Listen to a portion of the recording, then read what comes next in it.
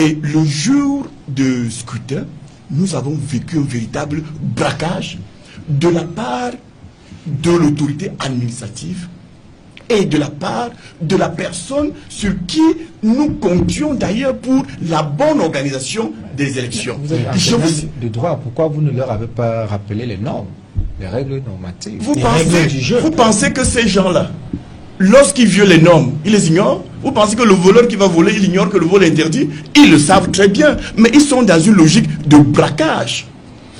Par exemple, le sous-préfet décide, le jour du scrutin, le 9 février, de mettre hors des bureaux de vote tous les candidats du parti Univers qui y étaient comme représentants pour surveiller les travaux qui sont menés dans le cadre de la commission locale de vote. Est-ce que vous vous rendez compte qu'on a mis près de 90% des représentants du parti Univers dehors? Est-ce que vous savez que le chef d'antenne Elecam de Bicoque est passé de bureau de vote en bureau de vote pour dire au président qu'il a d'ailleurs pris sur les sélectionnés lui-même et qui siège comme président de... Vous pouvez le démontrer? Quand je parle, monsieur, je ne parle que de ce que je peux prouver. Et ça, je peux le prouver. Ce que je vous dis là, c'est le témoignage d'une présidente de bureau de vote qui m'a dit, et je peux le prouver. Si vous voulez m'attaquer sur cette question, attaquez-moi, vous aurez la réponse. Le chef d'antenne est arrivé. Il leur a dit, dans ce bureau de vote, voici ce que vous allez mettre dans le procès verbal. Il y a 102 votants. Eh bien, vous allez mettre 99 pour le RDPC et 3 bulletins nuls. Et la présidente du bureau de vote dit, mais il n'y aura rien pour le parti Univers. Il dit, le parti Univers n'aura rien dans ce bureau de vote. Je vous parle des choses vraies. Vous voyez ce portable? Oui. Je peux l'allumer, mais quand nous sortirons de ce plateau, je vais vous faire écouter le témoignage de cette présidente de bureau de vote. Ça, je peux prouver. Mais il faut bien savoir. Vous avez déjà saisi la juridiction pour ce cas-là? Le chef d'antenne Elecam a parcouru quasiment tous les bureaux de vote du corps pour donner les mêmes instructions. C'est pour vous dire que nous parlons là de braquage. Et lorsque, avec la complicité de l'autorité administrative, ils ont, le chef d'antenne et le sous-préfet, je les cite là, ont entrepris de mettre à la porte des représentants du parti Univers, et il y en a qui ont résisté. Pourquoi ils ont résisté? Parce qu'ils étaient eux-mêmes candidats. C'est là qu'ils ont donc décidé, sous le fallacieux prétexte que, selon le sous-préfet, on ne peut pas être juge et parti. Lorsqu'on m'a dit ça à partir d'un Gaoundéré, je suis tombé des nues. Je me suis demandé, mais ce monsieur, il a été formé dans quelle université? Vous avez saisi les camps sous-préfet directement? Il est passé par il y a un contentieux électoral qui va s'ouvrir. Oui. Et je crois que le débat est déposé de ce côté-là. Vous avez déposé combien de recours? Nous avons pour Bicoque, vous savez que ça se passe au niveau du tribunal administratif, c'est au niveau communal. Pour la Moufouakonon, c'est pour les législatives, c'est devant le Conseil constitutionnel. Et je crois qu'il y aura débat à partir de la semaine prochaine sur ces questions. D'accord. Vous demandez les recours. En Gaoundéré aussi, nous avons saisi avec le Conseil. On dit que ce sont vos étudiants. Le Conseil, non, ce sont les électeurs, ce sont pas les étudiants. Mes étudiants, c'est dans les amphithéâtres quand je dispense les cours. Là, ce sont les électeurs et l'électeur est libre de choisir à son âme et conscience. C'est tel est bien évidemment le cas. Parce que dans ce recours, qui a d'abord été introduit par le Rassemblement démocratique du peuple camerounais qui a perdu les élections, ils estiment qu'il y a eu beaucoup d'irrégularités en termes d'achat de conscience, en termes de charter, etc., etc. Mais moi, j'ai fait, le parti Univers a fait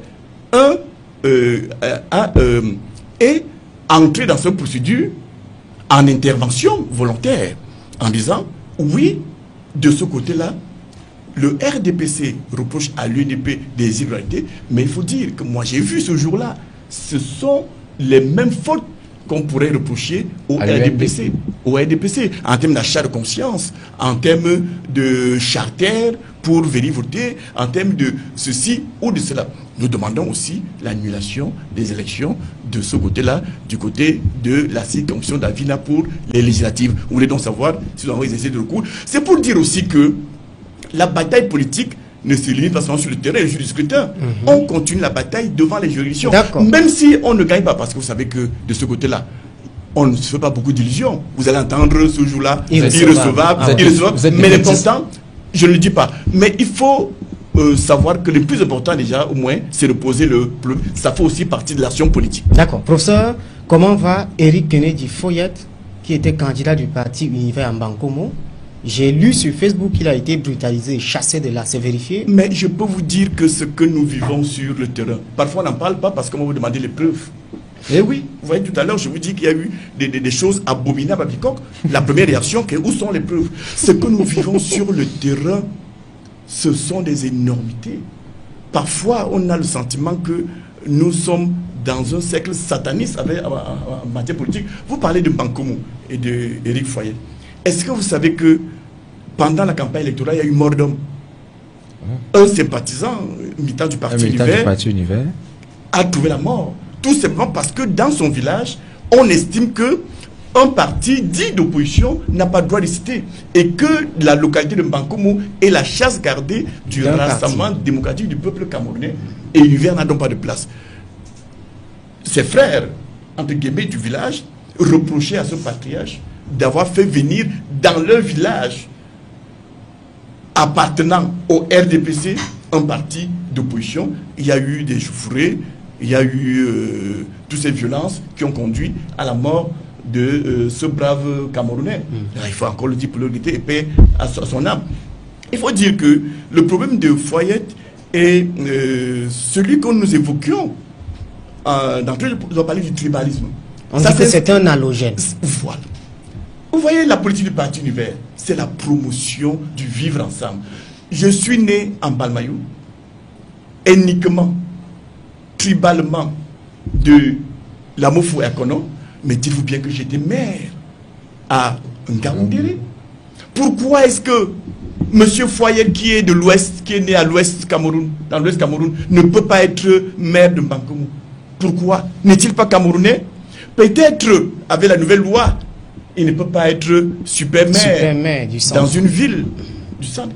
Mais la loi lui permet d'être maire de Bankomo, conseiller municipal. D'ailleurs, la même loi dit que pour composer une liste au municipal, il faut prendre en considération les réalités sociologiques.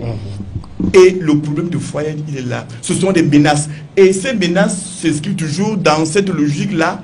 Mais qu'est-ce que vous faites avec un halogène? Qu'est-ce que vous faites avec celui-là? Qu'est-ce que vous faites avec un étranger? Je dis aux populations de Bankomo qu'il faut dépasser, comme je le dis pour tous les Camerounais, dépasser ce type de considération.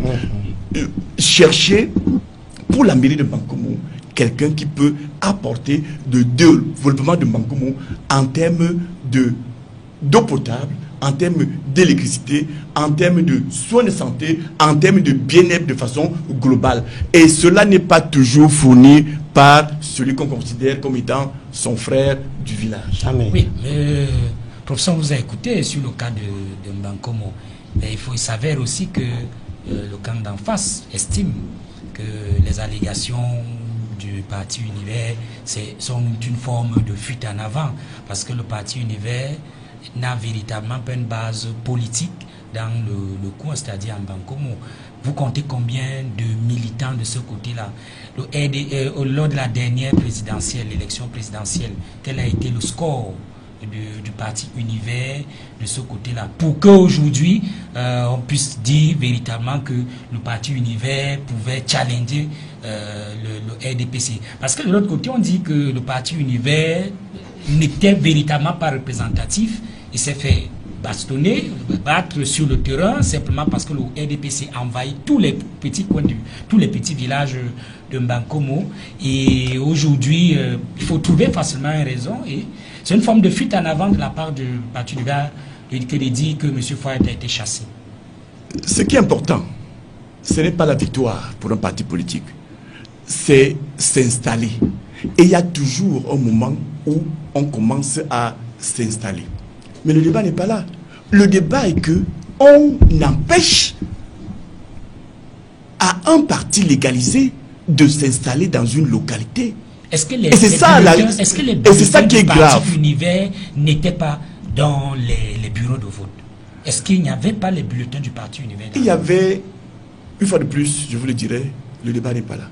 Mais le débat se situe dans tout ce que j'essaie de rappeler là comme chapelet de mauvaises choses.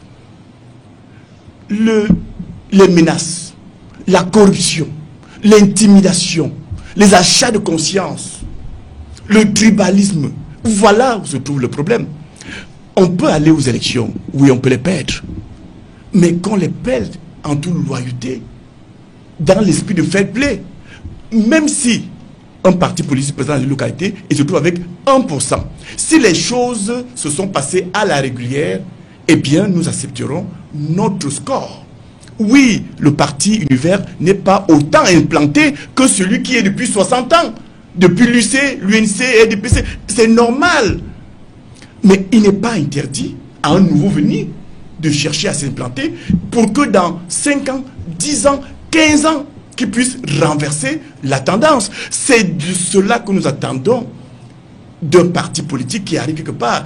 Maintenant, vous posez la question, combien de militants nous avons? Oui, je peux vous renvoyer la question. Vous savez combien de militants le rassemblement dont on parle, démocratique camerounais, attend?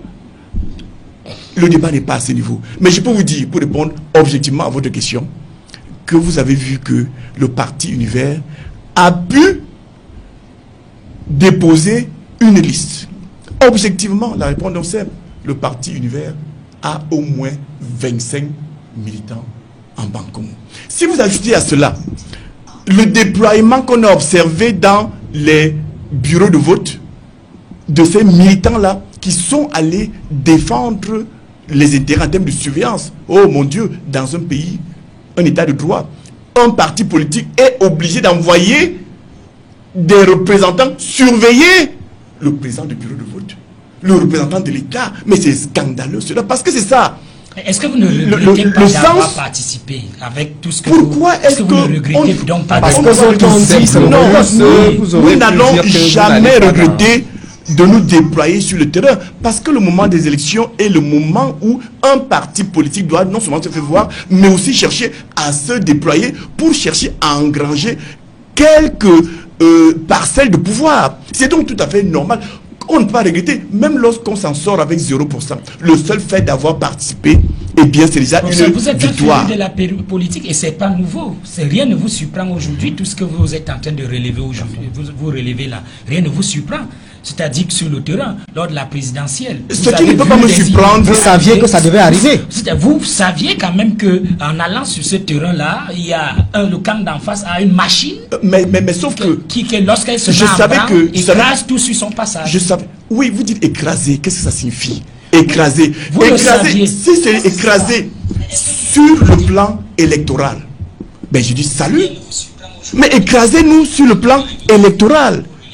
Écrasez-nous à la régulière. Nous saurons que en face, il y a du répondant. Il y a une force en face. Mais lorsque vous-même, qui pensez être fort, vous paniquez en intimidant tout le monde, vous paniquez en corrompant ce qui a véritablement un problème, c'est que vous avez des doutes sur vous-même. Nous voulons que nos adversaires nous gagnent à la régulière. Et nous accepterons la défaite dans ces conditions. Mais ce n'est pas ce qui s'est passé. Lorsque le sous-préfet se permet d'aller manu militari, faire sortir nos représentants, des candidats, est-ce que vous vous rendez compte? C'est regrettable. Des bureaux de vote. Et vous allez être fiers. Je ne parle pas de vous, mais je parle de ceux qui ont gagné. À la soviétique, je me demande s'ils sont fiers. Je me demande si ceux qui sont élus dans ces conditions, comment ils font quand ils rentrent chez eux, comment ils regardent les enfants. En dehors de, tout ce que vous relevez là, est-ce que vous pensez que le cadre même, c'est-à-dire que le processus même en lui-même et le code qui, oui, tout ça, vous estimez que c'est bien, ça peut permettre une élection libre et transparente? Le débat n'est pas, de mon point de vue, le code électoral, qui est bien évidemment perfectible, oui. Parce que vous avez un code de 2012. Oui. L'espérance de vie d'une norme qui s'applique, son espérance de vie est de 6 mois. On doit pouvoir réadapter chaque fois la norme aux réalités, auquel le législateur n'a pas pensé au moment où il a élaboré la norme. Donc, la norme doit évoluer. Et s'agissant de la loi électorale, celle-ci, au fil des scrutins, au fil des épreuves, doit pouvoir se réadapter. Toute chose qu'on n'observe pas. Tout simplement pour dire que la norme est là, elle est perfectible. Mais en attendant qu'elle atteigne ou qu'elle emprunte le chemin de la perfection, puisqu'on ne l'atteindra jamais, qu'on essaye au moins d'appliquer ce qui existe, même si cette norme est mauvaise, qu'on l'applique d'abord. Lorsqu'on vous dit que seuls les PV des LECAM font foi, vous, en allant, vous avez tout à l'heure évoqué tout ce que un responsable des LECAM, ça c'est vous qui l'avez dit, un responsable des LECAM aurait fait le tour. C'est autant de choses qu'il faut revoir. Mais je vous dis une fois de plus, le débat n'est pas là. D'accord. Le débat n'est pas là. Mais je vous dis, le débat s'inscrit aujourd'hui dans le braquage. Est-ce que je vous ai parlé du PV de l'ECAM? Mais lorsque on admet qu'un parti politique puisse avoir des représentants dans un bureau de vote, ça c'est la loi. Elle est bonne, n'est-ce pas? On ne l'applique même pas. On vient manu militaire mettre les représentants dehors pour permettre l'épanouissement de la fraude pendant leur absence. Ce n'est pas le code qui le dit, ce sont les pratiques. Je pense que celui qu'il faut d'abord réformer, c'est l'homme, c'est l'administrateur civil. Ce sont ces gens qu'on a placés à Elecam qui pensent que leur carrière à Elecam dépend du succès du système en place du parti au pouvoir. Ce sont ces mentalités qu'il faut d'abord réformer. Et je crois que ça prend du temps, mais faisons quand même un effort. Et si on n'a pas encore entamé cette réforme des mentalités, c'est parce que justement le système en place profite de cela, profite de ce que les gens ont encore ce type de mentalité, de braquage, de fraude. Ça permet à ceux qui sont en place de se maintenir au pouvoir ad vitam aeternam. Lorsque vous évoquez un fait, la première réaction c'est apportez-nous les preuves. Et je suis convaincu. Venez au contentieux. Quand je parlais de ça, on me répliquera, monsieur, apportez-nous des preuves. Et pourtant, ce sont des choses qui sont de d'autorité publique. Ça se passe à visage découvert. Ça se passe devant les forces de l'ordre. Lorsque tout le monde voit comment on met mes militants dehors, mes représentants dehors, mais on vous dit, mais apportez-nous les preuves. Le commandant de brigade qui est là ne fera jamais un rapport là-dessus. Non, parce que lui-même appartient au système, ou même s'il n'appartient pas au système, il a peur. Parce que le système est violent. S'il ose régember, eh bien, le système va le broyer. Et tout le monde a peur. On vit dans la phobie de cette dictature. J'ai envie de dire une dictature démocratique. Merci. Parlons de l'un de vos fils dont vous avez parlé en début d'émission, Cabral Libby, dont son parti, en attendant, n'est-ce pas, le verdict du Conseil constitutionnel, aura 5 députés à l'Assemblée nationale et va gérer 6 à 7 communes dans la République. À qui est-ce que ce jeune doit son succès? À sa jeunesse, à l'absence du MSC ou alors à vous qui l'avez coopté à la présidentielle? Ce n'est pas le parti univers qui a présenté Cabral Libby et ses amis pour le scrutin. Ils y sont allés de même d'ailleurs avec un nouveau parti, le PSRL. Donc tout l'honneur est le leur, toute la gloire est la leur sur ces questions. Et vous voulez à tout prix que je parle de Cabral Libby, je ne cesserai jamais. Vous avez contribué à son succès pour cette élection? Oui, à ma façon, parce que si le parti univers ne lui avait pas tendu la main, on n'aurait pas aujourd'hui le Cabral Libby que nous connaissons aujourd'hui en tant qu'homme politique. Mais avant d'être un homme politique, il était déjà un homme qui menait des batailles à l'université, avec les résultats que cela qu'on connaît, dans les médias. Il s'est battu et c'est quelqu'un qui m'a déjà séduit à ce niveau-là. Avant même qui ne pense à être un homme politique. Et il a eu le courage à un moment donné de s'engager dans la vie politique. Mais quel courage! Et je pense que qu'on le veuille ou non, l'histoire politique du Cameroun, j'ai envie de dire l'histoire tout court du Cameroun, retiendra, quelle que soit l'issue, quel que soit l'avenir qui est réservé à Cabral Libby, eh bien, l'histoire du Cameroun retiendra qu'un jour, il y a eu des hommes, il y a eu Cabral Libby. Mais je sais que vous me posez des questions qui intéressent beaucoup de Camerounais. Qui étaient pour Camerounais, notamment en ce qui concerne la séparation qu'il y a eu. Je vous ai dit que cela est inscrit dans l'ordre normal de l'évolution des choses. En 25 ans de carrière comme enseignant, vous ne pouvez pas imaginer combien de personnes sont passées, que j'ai formées, mais qui sont parties. Et il est bon que le fils dépasse le père. Il est bon que l'élève dépasse le maître. Et des Vous coachs estimez Et qu'il je vous a pense dépassé? que, pour le moment, il est député sur le plan politique. En politique, oui, j'ai un parti politique, j'ai été candidat député, j'ai échoué, il a réussi. Mais bravo, Quelle l'enfant a humilité. dépassé le père. Bravo, professeur. Qu'est-ce que vous voulez que je vous dise? Mais pas à l'université encore. Bon, peut-être qu'il va me dépasser un jour. Pas à l'université. Vous voyez, il faut savoir. Il décroche garder- toujours à vos coups de fil. Ça doit être une réponse forte pour ceux qui ont souvent dit que, à l'origine de votre rupture, que vous avez été influencé par le régime pour abattre en plein vol C'est trop facile. l'ascension de Dis-moi, Kabila. quand vous me voyez, vous ressemble à quelqu'un qu'on peut impressionner, quelqu'un qu'on peut influencer. Mais dis-moi, je suis professeur. Celui qui vient m'influencer, celui qui vient m'intimider, il est quoi? Dis-moi un peu dans ce monde. Il y a plus que Mais il est professeur, quoi? il y a directeur général, il y a De quoi? secrétaire d'État, il y a Vous membre comparez du un professeur à un gouvernement. directeur général, mais monsieur, mais attendez, mais je suis professeur sur le plan moral, sur le plan mental. J'ai fait mes preuves. Vous avez dit que c'est un professeur? On n'y arrive pas le jour de la demain. Je ne vois donc pas celui qui viendra m'impressionner pour me dire ma conduite, pour me dicter quelle conduite à tenir que ce soit. Non, c'est moi qui donne des leçons, c'est moi qui impressionne, c'est moi qui... Bon, je n'ai pas choisi d'intimider, mais alors laissez-nous ce débat. Est-ce Le que- pouvoir, est-ce le que- pouvoir là, c'est qui? Qui peut venir se tenir devant moi pour me dire, monsieur Koumarov, vous faites comme vous faites ceci, faites cela, laissez Oui. Kabali. Non, Ça. oublions ça. D'accord. Le problème Est-ce avec que, est-ce Kabali, que votre fils décroche toujours à vos coups de fil? comme je vous l'ai dit, la séparation était prévisible. Et s'inscrit même dans l'ordre des choses. Qu'est-ce qui s'est passé, professeur? Qu'est-ce qui s'est passé? Ce qui est gênant dans cette affaire, c'est comment se produit la Séparation. Pourquoi le fils qui veut quitter la maison partir, ce qui est tout à fait normal, Ne dis pas au père. cherche la petite bête, commence à dire qu'il y a un peu de moustique dans la maison paternelle. Alors que c'est là qu'il a vécu pendant Alors que c'est là qu'il a quelques vécu temps. pas longtemps. Il y avait toujours les mais moustiques je là lui dis, là-bas. mon fils, tu es déjà grand.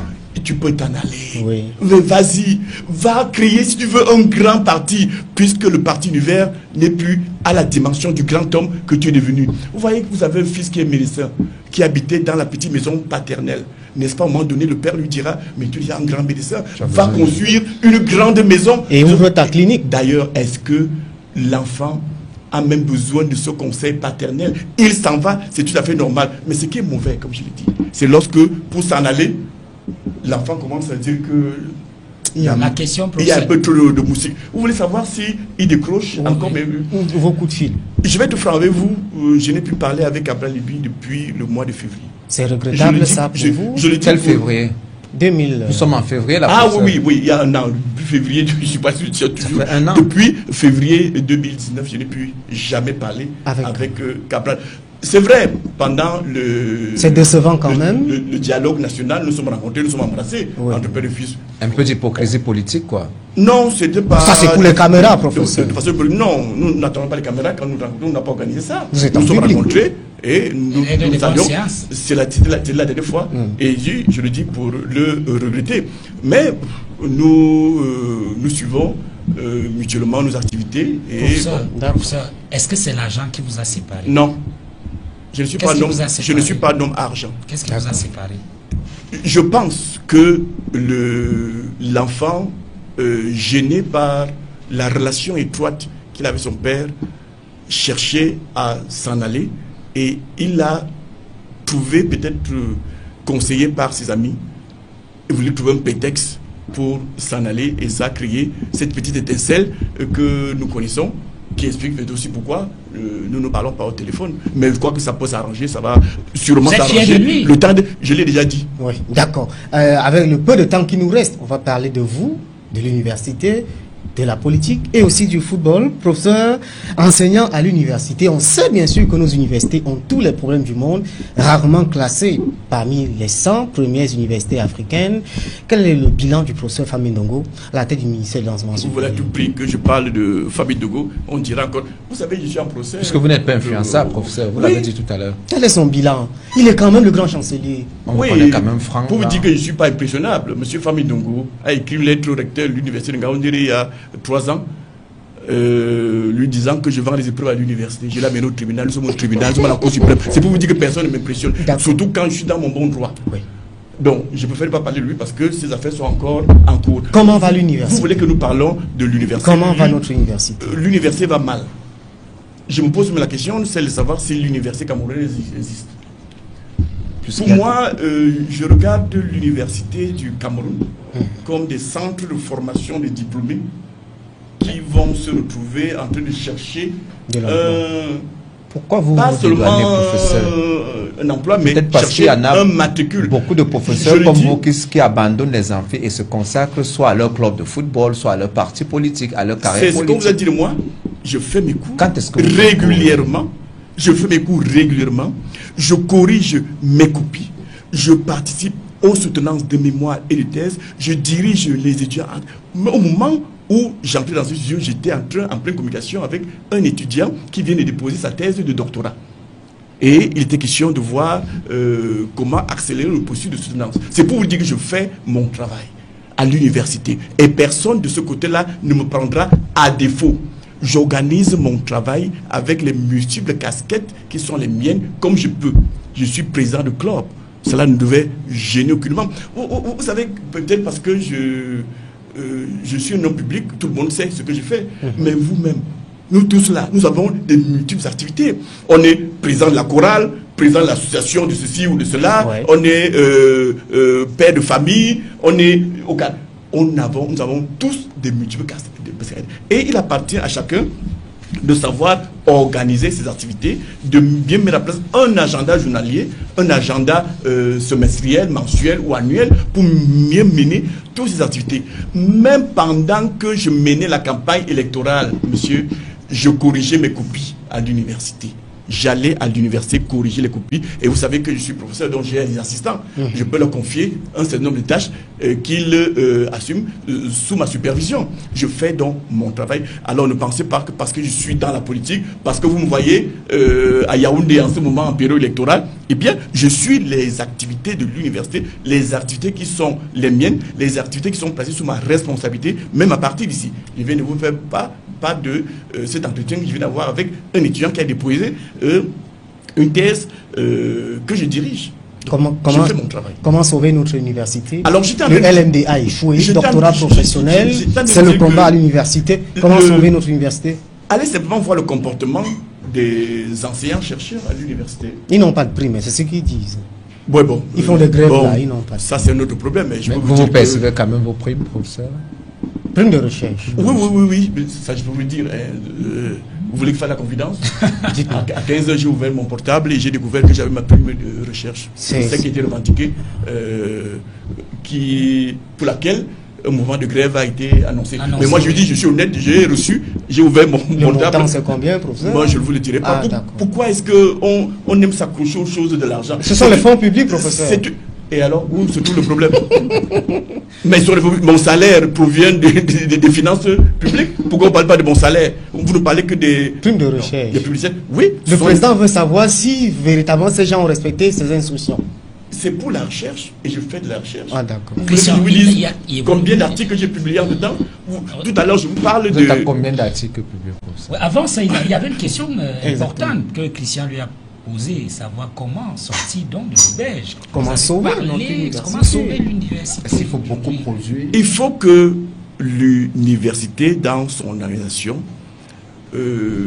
s'inscrive dans l'orthodoxie universitaire, véritablement la recherche. Je vous ai dit, c'est des centres de formation des diplômés. Des étudiants qui y arrivent, qui veulent recevoir des leçons, attendent les questions qu'on va leur poser à l'examen, répondent bien ou mal à ces questions, mais leur souci n'est pas celui de se former en tant qu'homme qui pourra un jour apporter du sien d'abord à lui-même et aussi à sa nation. Les enseignants, c'est la course au titre. On veut des docteurs pour être des docteurs, quitte à aller se coucher le soir pour revendiquer un matricule. Celui qui est docteur veut être recruté comme assistant. Celui qui est assistant cherche à être chargé de cours. Non pas pour servir l'université, mais pour avoir un grade qui lui permet de se faire voir et bénéficier de l'article 2.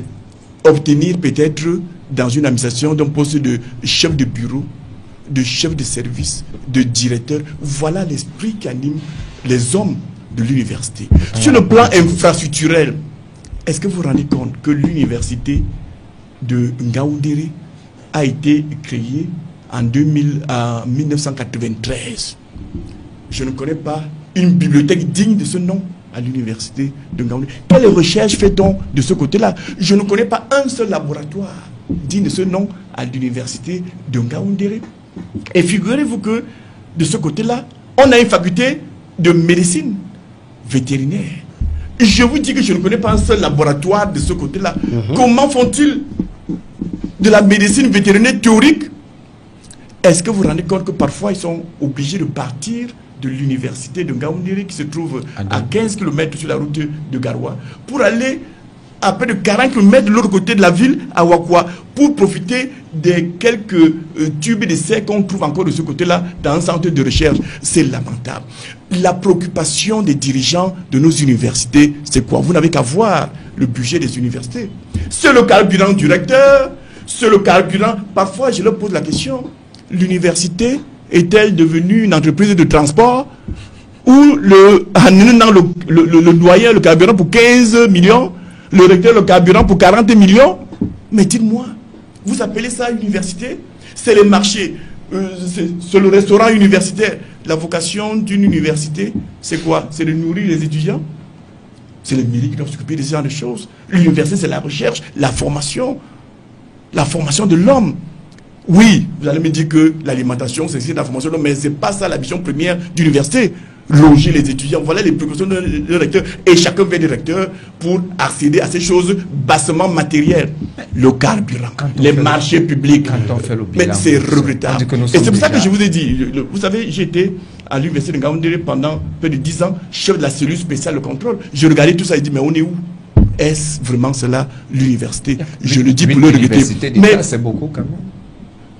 Oui, c'est pas que c'est beaucoup, mais le problème, il n'est pas là. Le problème est ce ministère de l'enseignement supérieur qui, de mon point de vue, n'a pas sa place, qui centralise un certain nombre de choses, vidant ainsi l'université sur le plan organisationnel de sa substance. Autre chose, pour s'inscrire dans l'orthodoxie, et j'ai toujours posé ce problème. À quand l'élection des doyens, des chefs de département, des recteurs, pour que l'université soit véritablement autonome? Mais lorsqu'un recteur est nommé par le président de la République, il n'a de compte à rendre qu'au président de la République, il n'a pas de compte à rendre à ses collègues, à ses pairs, à ses chercheurs. Le doyen, c'est pareil. Il dit, je suis là pour servir le chef de l'État qui m'a nommé. Je le dis, il faut de plus pour le regretter.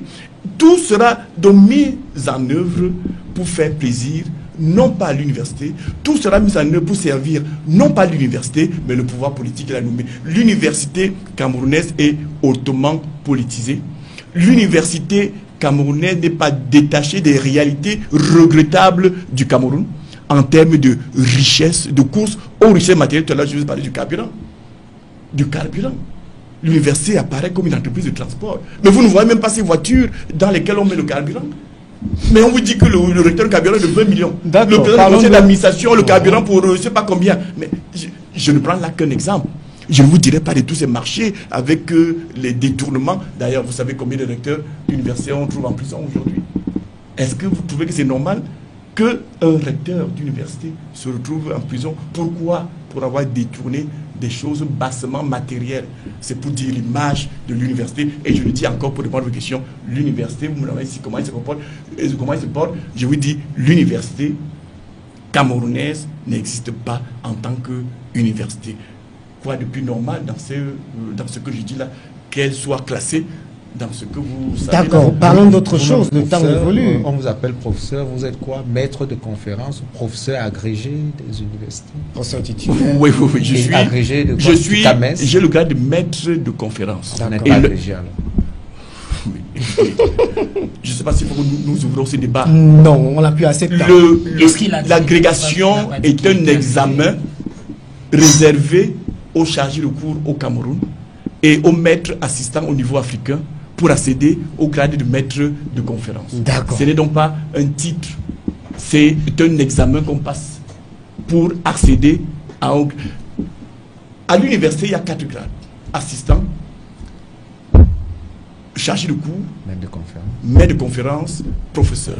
Dès lors qu'on est maître de conférence, on accède à ce qu'on appelle le rang magistral. On peut donc se faire appeler professeur. C'était diront professeur adjoint. Ou voilà, mais on peut se faire appeler, dès lors qu'on accède au grade de maître de conférence, on peut se faire appeler professeur. C'est pour ça qu'on peut dire professeur au Koumondo, mais à l'université, je suis maître de conférence.